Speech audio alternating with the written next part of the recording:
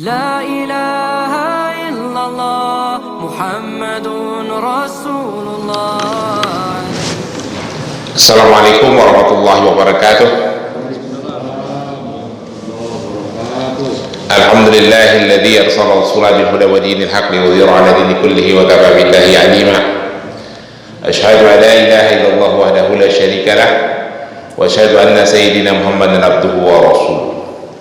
Allahumma salli wa sallim wa barik ala sayyidina Muhammadin wa ala alihi wa ashabihi wa man tabi'ahu ila yaumiddin. Rabbi ishrah li sadri wa yassir li amri wahlul 'uqdatan min lisani yafqahu qawli, amma ba'd. Para jemaah sekalian, puji dan syukur kita panjatkan kehadirat Allah Subhanahu wa taala atas semua limpahan nikmat dan rahmat yang diberikan kepada kita. Alhamdulillah, Allah berikan kesehatan dan kelapangan waktu kepada kita sehingga kita bisa berkumpul di masjid yang kita cintai ini untuk melaksanakan salat subuh berjamaah, melanjutkan itikaf kita di dalam masjid untuk mengikuti kajian yang insya Allah memperkaya pengetahuan kita. Salawat dan salam kita berharap selalu tercurah kepada junjungan Nabi besar Muhammad sallallahu alaihi wasallam, untuk keluarganya, untuk para sahabat, untuk para tabi'in, untuk para tabi'ut tabi'in, untuk para ulama, dan untuk seluruh umatnya. Insyaallah kita semua yang ada di masjid ini akan mendapatkan syafaat di yaumul akhir nanti. Amin ya rabbal alamin. Para jamaah sekalian,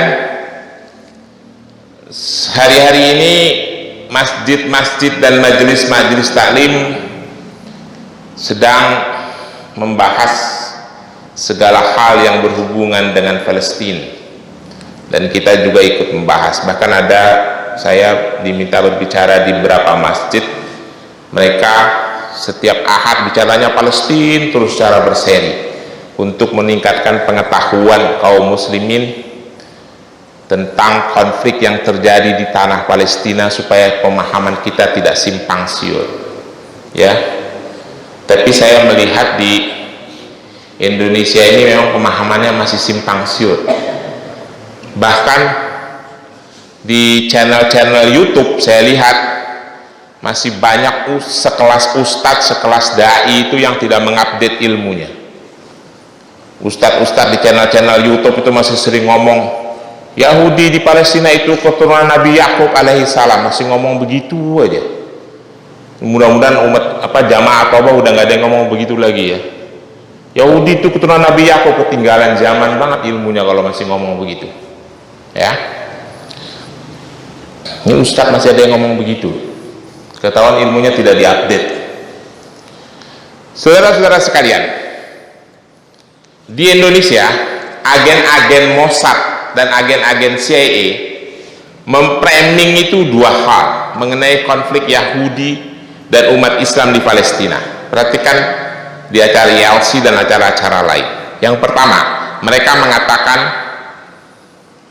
itu bukanlah konflik Yahudi dengan Islam, itu bukanlah konflik agama, ya, bukan konflik agama Yahudi dan agama Islam. Oke, kita anggap itu bukan konflik agama. Mereka mengatakan itu adalah konflik antara orang Israel sama orang Palestina, ya, supaya tidak mendapat dukungan dan simpati dari orang Indonesia, karena kalau udah konflik agama otomatis orang Indonesia akan mendukung kan kaum muslimin di Indonesia. Oke, clear. Seandainya kita terima bukan konflik agama, itu bukan konflik Yahudi dengan Islam, itu adalah konflik Israel dan Palestina. Tetapi itu pun karena orang Indonesia mempunyai hubungan emosional dan mempunyai hubungan historis sesama Arab dengan orang Arab, terutama pada saat Indonesia merdeka, yang mendukung mayoritas itu adalah orang Arab. Raja Faruk Mesir pertama kali tanda tangan, pemimpin-pemimpin masyarakat Palestina memberikan dukungan, pemimpin-pemimpin Libanon memberikan dukungan. Maka kita punya hubungan emosional dan mempunyai hubungan historis dengan Timur Tengah, dengan Arab. Lalu framing itu dirubah lagi. Tadi dikatakan itu bukan perang Yahudi dan Islam, itu perang Israel sama Palestina. Lalu dirubah lagi, Palestina itu bukan Arab, Jadi seolah-olah kita tidak perlu mendukung kalau Palestina bukan Arab. Sekarang saya bertanya kepada bapak-bapak sekalian, Palestina itu Arab bukan Pak? Palestina Arab bukan?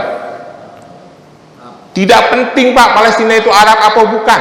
Dan memang Palestina itu bukan Arab, sebagian bukan Arab. Tidak penting, karena kita tidak melihat Arabnya, kita melihat ada orang Islam yang dizolimi. Karena kalau kita berpikir Arab, kita mendukung, memberikan simpati penuh kepada penindasan orang Islam di Myanmar. Kita memberikan simpati penuh kepada penindasan orang Islam di Uighur, China. Itu kan bukan Arab. Jelas tidak? Clear ya? Tidak penting Palestina bukan Arab atau Arab ataupun bukan Arab. Mari kita lihat sejarah. Sekarang kita buka wacana kita dulu Pak. Yang namanya Timur Tengah, Middle East, yang terbentang dari Afrika Utara sampai ke Asia Tengah, dari Maghribi, dari Maroko, Aljazair, Mesir, Libya dan seterusnya, sampai ke Iran, sampai ke Turki, itu Middle East, Timur Tengah. Apakah itu semuanya Arab? Bukan Pak. Arab itu hanya sebagian saja yang mendiami semenanjung Arab, Hijaz dan sekitarnya, termasuk Yaman, lalu sebagian wilayah Syam, termasuk Palestina, Damaskus, Suriah, Libanon, Yordan, dan Palestina. Itu pun hanya sebagian orang Arab. Jadi harus clear ya Pak. Orang Arab di Timur Tengah itu hanya ada di semenanjung Arab, termasuk Yaman dan sebagian wilayah Syam. Syam itu berarti Suriah, Jordan, Libanon, Palestina, termasuk sebagian Irak, itu Syam. Ya, sedikit orang Arab. Orang Arab itu keturunan Nabi Soleh alaihi salam dari jalur Sam bin Nuh. Ya. Sementara Palestina orang Arab bukan. Mari kita lihat sejarah. Peristiwa penghuni tanah Palestina itu sudah ada sejak 8.000 tahun sebelum Masehi. Bukti-bukti arkeologi di kota Jericho menunjukkan bahwa tanah Palestina itu dihuni 8.000 tahun sebelum Masehi. Berarti sebelum banjir Nuh sudah ada orang di Palestina. Sudah pasti bukan orang Arab. Kenapa? Karena Arab itu turunannya dari jalur Sam bin Nuh, menurunkan Nabi Soleh dan seterusnya. Di tanah Palestina itu sudah ada penghuni 8.000 tahun sebelum Masehi, sebelum banjir Nuh alaihissalam. Jelas ya? Nah, kehidupan di situ mulai padat, mulai penghuninya ramai setelah kedatangan bangsa Kanaan 2.500 tahun sebelum Masehi. Bangsa Kanaan itu juga bukan orang Arab karena dia keturunan dari Ham bin Nuh. Ya.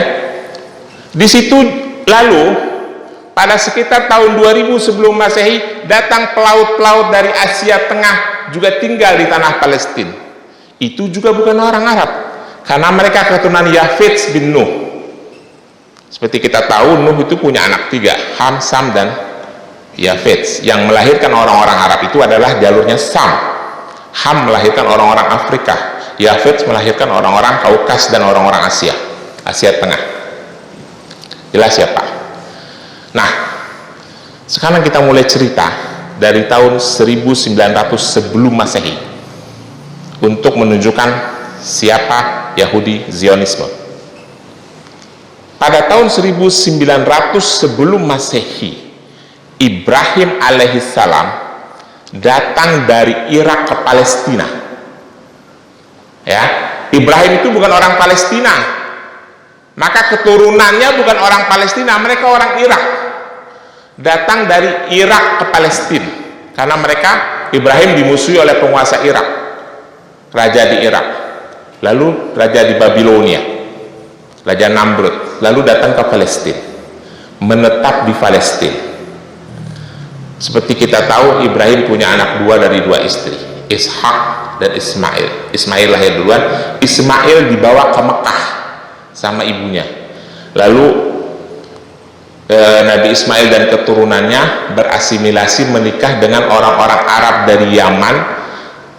Kabilah dari Yaman datang yang tujuannya mereka sebetulnya ingin ke Syam berdagang, tetapi mencari mata air dan ketemu di Mekah, lalu mereka menetap di Mekah, dan disitulah lahir orang-orang Quraisy dari Ismail alaihissalam. Ishak alaihissalam bersama ibunya tetap ada di Palestina. Lalu Nabi Ishak melahirkan Nabi Yakub alaihissalam di tanah Palestina. Ingat ya, berarti Yakub bukan orang Palestina, karena kakeknya datang dari Irak. Nabi Yakub alaihissalam pada saat menjalankan risalah kenabian juga mendapat tekanan dari penguasa Palestina pada masa itu. Nah, Nabi Yakub alaihissalam punya istri 4. Istri yang pertama namanya Laila, yang kedua namanya Bilhah, yang ketiga namanya Zilfa, yang paling cantik namanya Rachel. Laila itu punya anak 6, namanya Ruben, Simeon, Lewi, Yehuda, Issakhar, dan Zebulan. 6 anaknya. Bilha punya anak 2, anaknya namanya Dan dan Naftali. Zilfa punya anak juga 2, anaknya namanya Gad dan Asher. Yang paling bungsu istrinya, istri yang nomor 4 yang paling cantik namanya Rachel, punya anak 2, Benyamin dan Yusuf alaihissalam. Jadi Nabi Yakub itu punya anak 12 yang akhirnya menjadi 12 suku Bani Israel, yang dijelaskan oleh Allah dalam surah Al-Baqarah ayat 60. Nanti buka di rumah, ketika Yusuf, Nabi Yakub, Nabi Musa alaihissalam diperintahkan untuk mengetok batu, keluar 12 mata air, sehingga setiap suku tahu tempat minumnya, kata Allah. Jelas ya? Jadi Nabi Yakub punya 12 anak yang melahirkan 12 suku Nabi Bani Israel. Nah, Yakub alaihissalam dengan 4 istrinya dan 12 anaknya hijrah ke Mesir dari Palestina, hijrah ke Mesir. Maka dari itu Yakub alaihissalam disebut dengan sebutan Israel. Isra itu artinya hamba Allah yang melakukan perjalanan, seperti Isra Mi'raj, paham? Isra itu artinya hamba Allah yang melakukan perlintasan. El artinya Tuhan. Jadi hamba Tuhan yang melakukan perlintasan atau melakukan perjalanan disebut dengan Israel. El itu Tuhan bahasa Ibrani, kalau kita ilah bahasa Arab. Jelas ya Pak? Jadi istilah Israel itu sebutan untuk Nabi Yakub alaihissalam. Nah, di Mesir Nabi Yakub alaihissalam juga tidak terlalu beruntung nasibnya, karena dizolimi oleh penguasa Mesir, oleh Fir'aun. Kita kalau bicara Fir'aun, jangan bicara Fir'aun Nabi Musa saja ya. Fir'aun itu jumlahnya 170 orang. Dari zaman sebelum Musa, dari zaman sebelum Yakub, sampai di akhir-akhir kerajaan Herodes, ketika sampai Kleopatra, zaman 6 tahun sebelum Masehi, itu jumlahnya 170 orang Fir'aun. Salah satunya adalah Fir'aun yang Musa, yang Ramses. Dimusuhi oleh Fir'aun, bahkan istrinya yang paling cantik, si Rachel, diambil sama Fir'aun. Karena istrinya paling cantik itu Rachel, makanya pantas Nabi Yusuf paling ganteng, karena ibunya yang cantik. Jelas ya Pak? Nah, ya Israel, Bani Israel, kalau kita bilang Bani Israel itu berarti keturunan Nabi Yakub yang 12 suku tadi. Bani Israel itu hidup teraniaya di Mesir karena mereka orang pendatang. Maka Allah subhanahu wa ta'ala mengutus Musa alaihissalam pada tahun 1300, kurang lebih tahun 1300-an sebelum Masehi. Itu diabadikan oleh Allah dalam surah Al-A'raf ayat 129. Ketika Bani Israel mengadu kepada Musa alaihissalam, qalu ya Musa udhina an ta'tiyana min qabli an ji'tana wa min udhina an ta'tiyana wa min ba'di ma ji'tana. Bani Israel berkata, ya Musa, kami ini teraniaya dari sebelum engkau datang, min qabli an ta'tiyana wa min ba'di ma ji'tana, sampai setelah engkau datang. Apa jawaban Musa, Pak?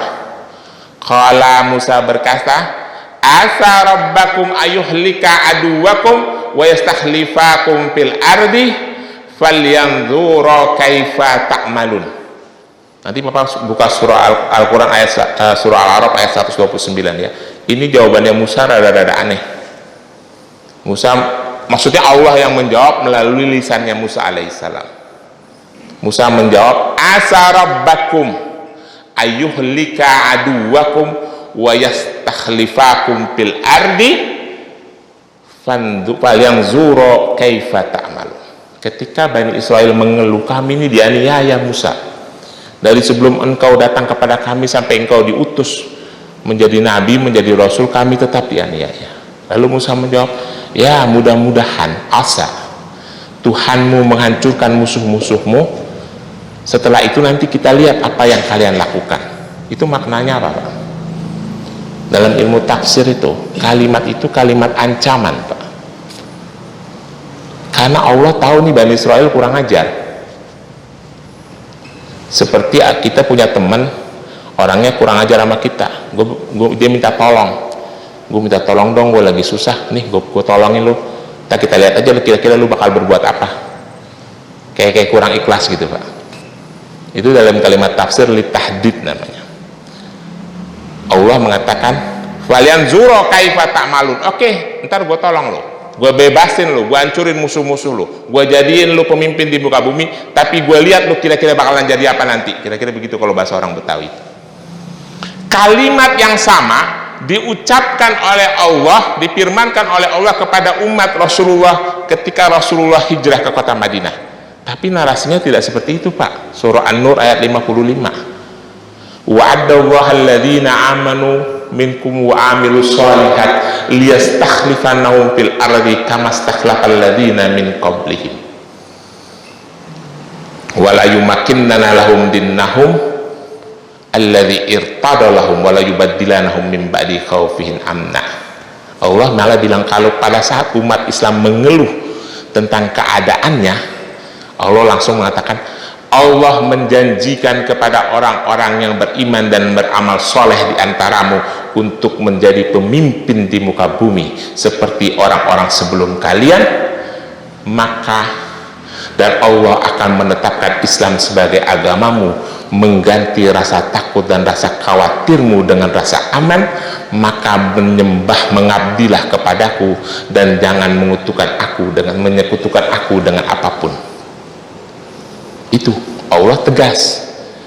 Dan Allah pada saat menyampaikan narasi itu menunjukkan rasa kasih sayangnya kepada umat Islam. Ya'budunani la tusyriquna bi syai'an, kalimatnya Allah dalam surah An-Nur ayat 55. Kalau di kalimat surah Al-A'raf ayat 129 yang ditujukan kepada Yahudi, Allah bilang falyanzura kaifa ta'malun. Gue bantu lu, gue jadiin lu khalifah, tapi kita lihat apa jadinya nanti. Kira-kira begitu. Jelas ya, Pak? Nah, lalu Musa alaihissalam mendapatkan wahyu untuk membawa Bani Israel keluar dari Mesir menuju tanah Palestina. Lalu dibawalah orang-orang Bani Israel itu. Seperti yang kita tahu di dalam sejarah dan banyak ayat-ayat Al-Quran yang menjelaskan itu, dalam proses hijrah itu pun Bani Israel melakukan beberapa kali pembangkangan terhadap Musa alaihissalam sampai nyembah anak sapi. Ini udah susah nih, udah ngeluh nih, udhina min qabli an ta'tiyana wa min ba'di ma ji'tana. Dia ngeluh nih, kami ini dianiaya dari sebelum kau datang sampai setelah engkau datang. Oh, udah kalau gitu saya tolongin anda semua. Pada saat proses pertolongan itu pun mereka membantah terus pada Musa, bahkan membantah kepada Allah. Akhirnya Allah murka, disesatkan orang-orang Bani Israel itu di Padang Tih. Padang Tih modern itu sekarang adalah Gurun Sinai. Gurun Sinai itu luasnya 60.000 km persegi. Diameternya dari Mesir, pinggiran Mesir sampai masuk ke pinggiran kota Gaza itu lebarnya kira-kira 650 km. Kira-kira jarak dari Jakarta ke Surabaya. Itu mereka tidak bisa tembus, Pak. 40 tahun mereka muter-muter aja di situ. 40 tahun muter-muter di situ. Mungkin Gurun Sinai itu kurang lebih luasnya sebesar Pulau Jawa kali, yang nggak nyampe. Tapi nggak bisa tembus 40 tahun muter-muter di situ, disesatkan oleh Allah. Karena selalu murka. Yang paling Allah benci adalah, Allah jelaskan dalam surah Al-Ma'idah ayat 24. Ketika mendekati Palestina sebelum mereka disesatkan, mereka disuruh masuk ke Palestina, itu pun mereka tidak mau masuk. Mereka udah susah nih di Mesir, dianiaya sama Fir'aun, diselamatkan. Pada proses penyelamatannya mereka membantah Musa, bahkan mereka ingkar menyembah anak sapi. Udah mau masuk, masih tidak mau masuk juga. Bani Israel bilang, qalu inna lan nadkhulaha abada madamu fiha fashab anta wa rabbuka faqatilaha huna qa'idun. Bani Israel bilang, ya Musa, sungguh kami tidak akan masuk selamanya ke Palestina, karena dia takut ada keturunan Ut bin Unuk, bangsa raksasa yang menguasai tanah Palestina sebagian. Kata Bani Israel, fashab anta wa rabbuka, udah lu jalan aja sendiri Musa sama Tuhan lu, hahuna qa'idun, dan kami di sini diem aja. Kurang ajar ya Bani Israel. Udah diselamatin, begitu mau masuk bilang, kamu aja jalan sama Tuhanmu, kami di sini aja berdiri, duduk diam. Qa'idun artinya duduk. Kami orang-orang yang berdiam diri, nggak mau masuk. Kurang ajar itu, Pak. Ya. Akhirnya Allah sesatkan dia.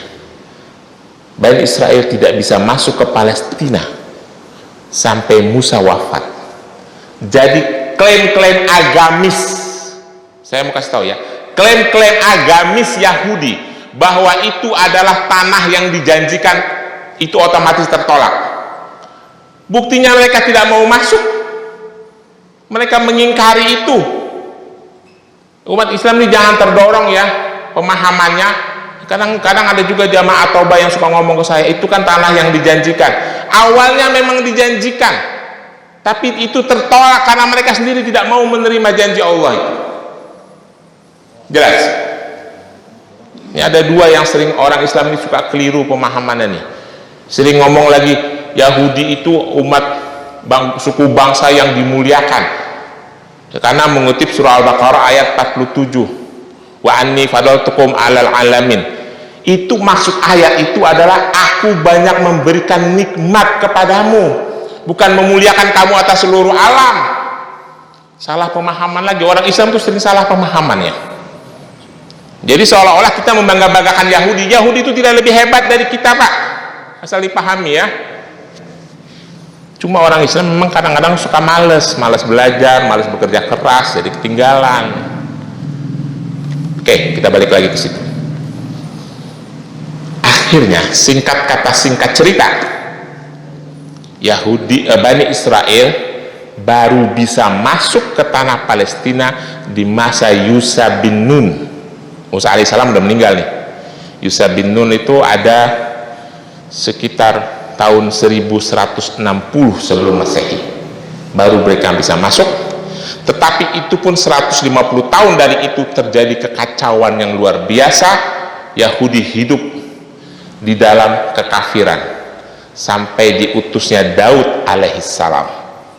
Daud menggantikan Talut lalu menjadi raja. Daud berkuasa tahun 1004 sebelum Masehi sampai 963 sebelum Masehi. Kira-kira Daud menjadi raja daripada Bani Israel itu sekitar 39 tahun. Lalu dilanjutkan oleh Sulaiman alaihissalam. Sulaiman berkuasa dari 693 sebelum Masehi sampai dengan 923 sebelum Masehi. Daud berkuasa sekitar 40 tahun. Itulah masa keemasan Bani Israel. Setelah itu Sulaiman wafat, kerajaan Sulaiman terbagi dua. Ada kerajaan Israel di sisi utara Palestina dan kerajaan Yehuda di sisi selatan Palestina. Pada abad ke-7 sebelum Masehi, kerajaan Yehuda, kerajaan Israel dihancurkan oleh bangsa Assyria. Dihancurkan sehancur-hancurnya oleh Raja Sarjun. Orang-orang Israel diusir dari tanah Palestina. Nanti dari titik itu kita akan berbicara siapa Yahudi ya. Jadi ini Bani Israel diusir sama orang Assyria, keluar tanah Palestina. Pada tahun 526 kerajaan Yehuda juga dihancurkan oleh bangsa Babilonia, oleh Raja Nebukadnezar. Diusir bangsa Israel, habis. Pada waktu itu ada 40.000 orang Israel yang dibunuh oleh bangsa Babilonia. Clear, habis sudah Pak. Oke ya. Nah, lalu sisa-sisa sedikit Bani Israel yang terdiaspora di luar Palestina, mereka mengembara di sekitar Asia Tengah. Clear ya dari situ. Mengembara di sekitar Asia Tengah, di sekitar kira-kira di daerah Turki modern saat ini. Lalu pada saat Persia berkuasa atas Palestina, sisa-sisa orang Yahudi itu diizinkan oleh Kekaisaran Persia untuk kembali masuk ke Palestina dan diberikan otonom. Mereka sedikit ada kehidupan di Palestina. Lalu Persia dikalahkan oleh kerajaan Romawi, hak otonom itu dicabut. Lalu Yahudi itu melakukan pemberontakan kepada Kekaisaran Romawi. Mereka dibantai lagi oleh Jenderal Romawi Titus pada tahun 6 sebelum Masehi. Jadi habis lagi nih Yahudi, habisnya. Clear ya, nggak ada sisanya. Nah, Bani Israel yang sedikit ada di Asia Tengah itu, mereka hidup di dalam ketakutan. Mereka hidup di goa-goa. Bapak tahu tidak, kehidupan orang-orang Asia Tengah adalah suku-suku pengembara Pak. Sama seperti orang-orang yang apa? Kubilai Khan itu apa Kubilai Khan? Mongolia, sama dengan orang-orang Mongolia. Mereka itu adalah suku-suku pengembara. Nah, ada orang-orang dari kelompok suku Turki, suku pengembara yang sedang melakukan peperangan antar kelompok masuk ke dalam sebuah gua besar. Dalam gua itu mereka bertemu satu kelompok orang yang sedang melakukan ritual peribadatan. Lalu suku itu bertanya, lalu terjadi asimilasi. Ternyata yang sedang melakukan ritual peribadatan itu adalah orang-orang Yahudi. Jelas ya? Suku itu akhirnya mengikuti ajaran agama Yahudi, suku Asia Tengah itu. Itulah yang disebut dengan orang-orang Khazar.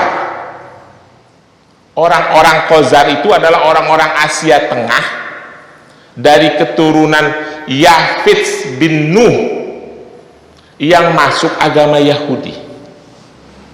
Jelas? Nah, merekalah sebagian kecil yang kembali ke Palestina setelah Nabi Isa diangkat menjadi Rasul, setelah zaman kerasulan Isa alaihissalam. Sebagian besar mereka berkembang biak dan tumbuh lalu merembes ke Eropa Timur. Yahudi tidak ada di Eropa Barat pada masa itu, di Eropa Timur, sampai abad modern, abad ke-16 ke-17. Yahudi itu adanya di Eropa Timur. Ya, sekitar abad ke-7, abad ke-18, Yahudi itu, Yahudi Khazar, yang bukan Bani Israel nih, yang orang Khazar, itu jumlahnya sekitar 2.360 sekian di Rusia. Di Eropa Timur, di Eropa Barat tidak ada. Yang menjadi permasalahan utama adalah terjadi konflik di kerajaan Tsar Rusia. Konflik itu adalah pemberontakan antara orang-orang yang tidak puas dengan kekuasaan Tsar Rusia dan Yahudi di Rusia. Orang-orang Kosar itu ikut dalam konflik melakukan pemberontakan terhadap Tsar Rusia. Pada peristiwa pemberontakan itu, Tsar Rusia Raja Alexander II terbunuh pada tahun 1883. Yang menjadi tertuduh adalah Yahudi. Maka Yahudi di Rusia diusir semuanya, sejumlah 2 juta lebih itu. Mulailah mereka merembes masuk ke Eropa Barat, masuk ke Inggris, ke Prancis, ke Belanda dan sekitarnya. Mulai ada Yahudi di Eropa Barat. Pada saat Yahudi masuk di Eropa, itu menimbulkan konflik sosial, Pak, karena menjadi beban bagi negara-negara di Eropa Barat. Pada saat yang bersamaan di Eropa Barat juga sedang ada permasalahan sosial. Begitu banyaknya orang-orang Gipsi, pendatang Gipsi. Datang lagi pendatang Yahudi, ini bikin masalah. Yang paling terbebani adalah kerajaan Inggris.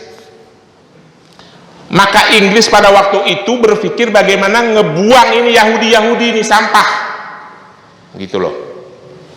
Nah, situasi itu dimanfaatkan oleh tokoh-tokoh Yahudi untuk mencetuskan, membentuk sebuah koloni Yahudi yang mandiri. Itu dikuatkan pada saat konferensi Zionis yang pertama kali terjadi di Swiss, di Basel pada tanggal 27 sampai dengan 29 Agustus tahun 1897. Dan pada saat itu terpilihlah Theodor Herzl sebagai pemimpin Zionis Yahudi yang mengupayakan pembentukan negara Yahudi di tanah Palestina. Mulailah mereka melobi pemimpin-pemimpin Eropa Barat untuk mendukung gerakan mereka. Termasuk juga mereka melobi Sultan Abdul Hamid II dari Turki Utsmani. Tetapi lobi-lobi itu ditolak. Dan Theodor Herzl terlibat dalam merongrong pemerintahan Turki Utsmani dan menjatuhkan Sultan Abdul Hamid II. Lalu proses itu berlanjut dengan deklarasi Balfour, yaitu janji pemerintah Inggris untuk mendirikan negara Yahudi di tanah Palestina. Bersamaan dengan itu, saudara-saudara, memang Eropa yang dimotoli oleh Inggris berusaha untuk menghancurkan kerajaan Turki Utsmani. Karena menurut pandangan orang-orang Eropa, Islam ini dari masa ke masa kekuasaannya tidak pernah runtuh. Mereka mempelajari itu dari masa Khalifah Rasyidin, lalu dilanjutkan oleh Daulah Bani Umayyah, dilanjutkan oleh Daulah Bani Abbasiyah, dilanjutkan oleh Kerajaan Ayyubiyah, Kerajaan Fatimiyah, lalu dilanjutkan oleh Turki Utsmani. Eropa sudah berpikir setiap kerajaan satu runtuh, timbul daulah berikutnya, nggak habis-habisnya nih. Maka dari itu ini harus dihabisi. Cara caranya adalah mendirikan negara boneka, yaitu negara Yahudi. Mulailah Inggris merongrong kerajaan Turki Utsmani yang secara de facto menguasai tanah Palestina. Salah satunya adalah dengan memberikan janji-janji kepada para pengkhianat dari kalangan Muslim. Salah satunya adalah Syarif Hussein bin Ali. Syarif Hussein bin Ali itu kakeknya Raja Yordan yang sekarang. Ya, Raja Yordan yang sekarang itu kakeknya Syarif Hussein bin Ali. Dia yang memberontak melawan Kesultanan Turki Utsmani, yang mendeklarasikan revolusi Hijaz pada tanggal 10 Juni tahun 1916. Revolusi Hijaz itu adalah pemberontakan orang-orang Arab terhadap Turki Utsmani yang didukung oleh kerajaan Inggris, tentara Inggris. Inggris mengirimkan tentara dengan mempropagandakan gerakan Arabisme, gerakan Arab, karena Turki dianggap bukan bangsa Arab. Jelas ya Pak? Saya mau ulangi ya Pak, kembali ke awal tadi. Timur Tengah itu memang bukan semuanya Arab. Saya udah jelasin ya, dari Afrika Utara sampai ke Asia Tengah, itu yang disebut dengan Timur Tengah. Dari Maghribi, Maroko, Aljazair, Mesir dan Libya dan sekitarnya, sampai ke Iran, sampai ke Turki, itu semuanya memang bukan Arab. Arab itu hanya sebagian saja, di semenanjung Arab, Yaman, dan sebagian Syam. Di situ ada orang Suryani, orang Nabati, dan lain-lain, orang Kanaan.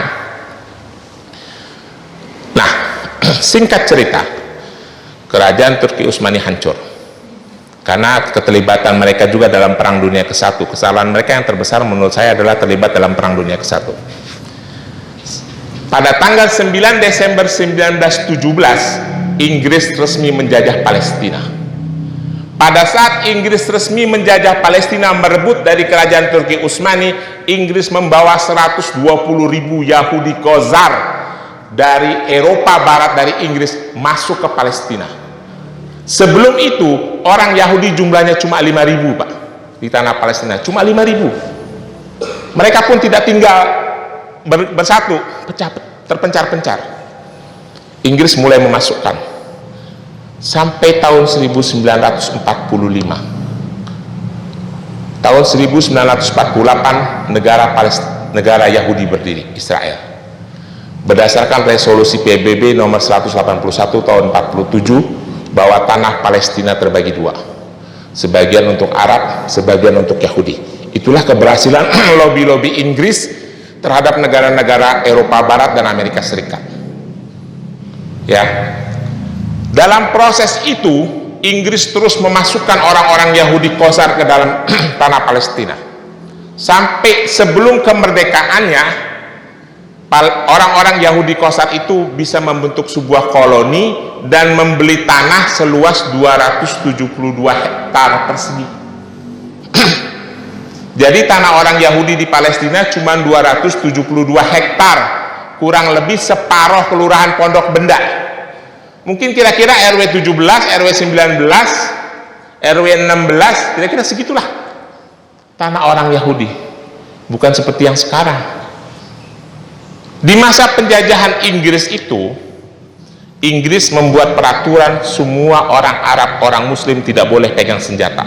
Setiap yang pegang senjata dibunuh, ditangkap, bahkan pegang pedang pun nggak boleh. Tetapi pada waktu yang bersamaan Inggris memasukkan senjata untuk orang-orang Yahudi.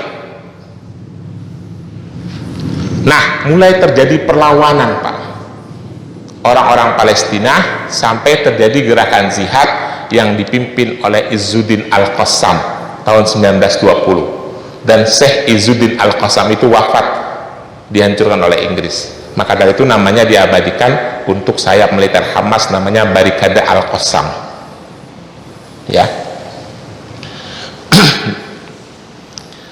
Lalu tahun 4 September atau 4 Mei 1948 negara Israel resmi berdiri setelah lobby-lobby itu. Sejak itu Inggris tidak lagi memasukkan orang-orang Yahudi, tetapi peran itu diambil alih oleh Amerika. Amerika memasukkan 156 orang Yahudi, 156.000 orang Yahudi Khazar dari negaranya masuk ke tanah Palestina. Jadi jelas ya, Pak, di situ awalnya cuma ada 5.000 orang Yahudi. Yahudi yang sekarang ini dimasukkan oleh Eropa, oleh Inggris, Prancis, Amerika dari Eropa Barat, karena mereka terusir dari Rusia. Dan itu bukan Bani Israel, ya. Ada beberapa pakar yang melakukan penelitian yang menunjukkan bahwa orang-orang Yahudi di Palestina saat ini bukan Bani Israel, bukan turunan Nabi Yakub alaihissalam. Salah satunya adalah penulis buku yang berjudul The Certain Tribe, suku ke-13. Ada buku judulnya Certain Tribe. Nanti Bapak bisa di Tokopedia juga ada itu bukunya, harganya 530.000, Bapak bisa beli. Buku itu ditulis oleh Arthur Koestler. Mereka menulis buku menyantai. Di dalam buku itu disebutkan bahwa Yahudi yang ada saat ini adalah orang-orang Khazar, bukan Bani Israel. Lalu salah satu tokoh yang menyampaikan itu juga namanya Abraham Boliek, seorang tokoh sosiolog dan seorang tokoh sosiolog yang mengajar di Universitas Tel Aviv mengatakan Yahudi yang saat ini adalah orang-orang Khazar. Ada buku juga yang ditulis oleh tokoh Yahudi namanya Solomon Sen. Dia menulis buku judulnya The Invasion of Jewish People. Buku itu juga menyatakan bahwa Yahudi yang ada sekarang ini bukanlah keturunan Nabi Yakub, tapi mereka adalah orang-orang Khazar. Jadi mereka bukan Nabi Yakub keturunan Nabi Yakub alaihissalam. Nah, diadakan penelitian, Pak. Diambil sampel darahnya. Jadi ada penelitian sekitar 3.000 orang-orang Yahudi yang ada di Palestina. Ketika diadakan tes DNA, ternyata rumus DNA mereka bukanlah haplo J. Kalau mereka orang-orang keturunan Nabi Yakub, mereka pasti ras Semit, sama dengan orang Arab, ya Pak. Keturunan Nabi Ibrahim itu ras Semit, Pak. Kalau dilakukan tes DNA, itu rumus DNA-nya haplo J. Saya ini, kalau dites DNA, yang dominan itu rumus DNA saya haplo J, karena saya masih ada unsur ras Semit, karena kakek moyang saya datang dari Yaman. Yahudi itu begitu dites DNA, rumus DNA-nya haplo G. Itu rumus DNA untuk orang-orang Kaukasius, sama dengan orang Persia, orang Turki, orang Eropa. Itu menunjukkan bahwa Yahudi bukan ras Semit, Yahudi bukan Bani Israel.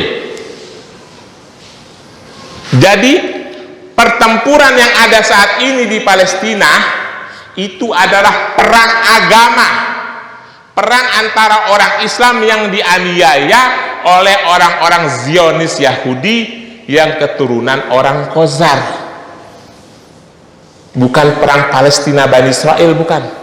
Dan mereka bukan Bani Israel, mereka itu Yahudi Zionisme. Kalaupun masih ada orang-orang Bani Israel, itu jumlahnya hanya sedikit sekali, karena mereka sudah mengalami penghancuran beberapa kali dalam sejarahnya. Ya, kadang-kadang nih ustadz-ustadz masih sering ngomong nih, mereka itu keturunan Nabi Yakub alaihissalam. Ya Allah, nggak ngupdate ilmunya banget ini para ustadz. Ya, memang Palestina itu bukan orang Arab, memang bukan, jelas bukan. Karena di tanah Arab itu, di Timur Tengah itu, ada keturunan Yafet, ada keturunan Ham, ada keturunan Sam bin Nuh. Yang orang Arab itu keturunan Sam, Yafet dan Ham bukan. Tapi tiga-tiganya itu ada di situ. Jelas?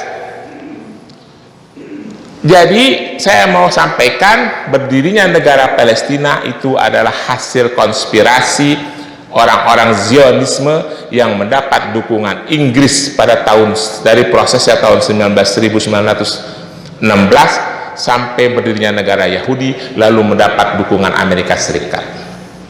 Kesimpulannya adalah itu adalah konflik agama, sampai berdirinya PLO, Fatah, sampai berdirinya Hamas tahun 1987. Jelas ya Pak? Saya kira itu yang saya sampaikan, lebih kurangnya mohon maaf. Wassalamualaikum warahmatullahi wabarakatuh. Kalau ada pertanyaan saya persilakan. Ada pertanyaan? Yuk. Waalaikumsalam warahmatullahi wabarakatuh.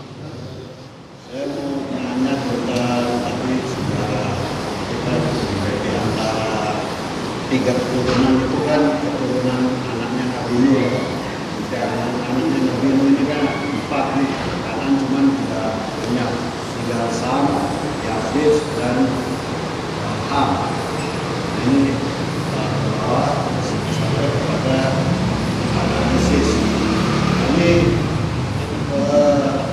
apa yang dijelaskan Pak Ustadz, saya cuma hanya tahu bukan tahu supaya saya bisa nggak salah paham.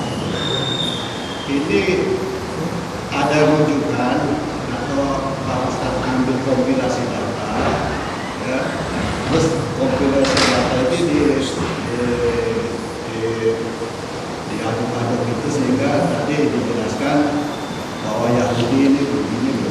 Yang saya bertanya di dalam kitab Al-Quran ini apakah tidak menjelaskan tentang itu atau di dalam hadis-hadis Nabi, karena tadi tidak disebutkan beberapa ayat-ayat di dalam Al-Quran dan hadis-hadis di dalam Al-Quran. Juga tadi banyak menunjukkan tentang media-media, baik dari ya ahli, profesor, mungkin profesor yang di bidang sejarah, ini bukan menunjukkan kepada agama itu sendiri. Jadi saya bertanya aja ini menunjukkan apakah ada kitabnya, tentang sejarah yang tadi dari atas ke bawah sampai pada Yahudi. Jadi itu aja Pak, ini kompilasi data, dikorelasi sama apa baik, sehingga oh ini begini. Apakah itu atau dari beberapa media, karena kita nggak tahu ya, dari media-media baik info dari Inggris, baik info dari Jerman, baik info dari ini. Mereka yang namanya sejarah juga bisa mengubah sejarah. Dapat mengubah sejarah. Kalau sejarah itu kan dari dulu kita harus benar-benar harus ada tabayun dan ada faktanya gitu. Kayak kisah tapi memang jelas itu ada faktanya, ada buahnya, ada ininya, dan suratnya juga jelas di dalam Al-Quran. Jadi ini yang saya ajarkan supaya saya mendapat wawasan. Baik, jelas. Bapak-bapak analisa deh pertanyaannya Pak Uut. Pertanyaan Pak Uut ini berkaitan dengan, kalau saya boleh bicara ya, saya sedikit bukan saya mendiskreditkan atau saya merendahkan orang lain, dai-dai lain, bukan. Pertanyaan ini yang menyebabkan, yang berhubungan dengan sedikit tidak, atau boleh bahasa saya adalah tidak luasnya pemahaman para dai. Kenapa?